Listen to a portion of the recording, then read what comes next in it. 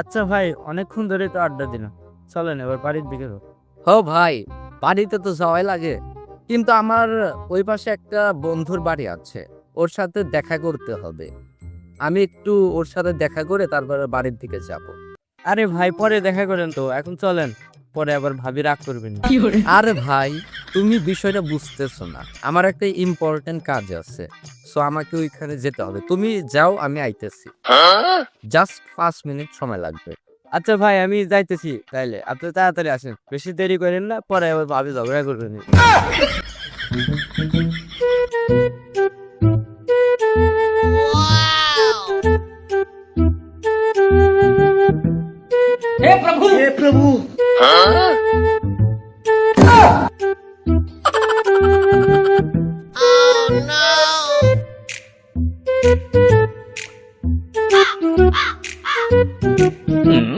অনেকদিন হলো কাঁঠাল খাই না, আজকে একটা সুযোগ পাইছি, এই সুযোগে কাঁঠাল সবগুলো পেরে নিয়ে যায়।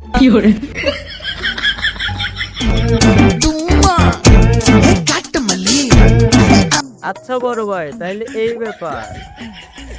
আর ছোট ভাই, এমনি একটু দেখতেছিলাম যে কাঁঠালগুলো পাকছে কিনা, কিন্তু একটা কাঁঠালও পাকে নাই, সবগুলো ছোট। এমনি একটু ট্রাই করতেছি, আমার বাড়িতে একটা গাছ আছে না, ওই গাছে উঠতে হবে, যার কারণে আমি এই গাছে একটু ট্রাই করতেছি যে উঠতে পারে কিনা।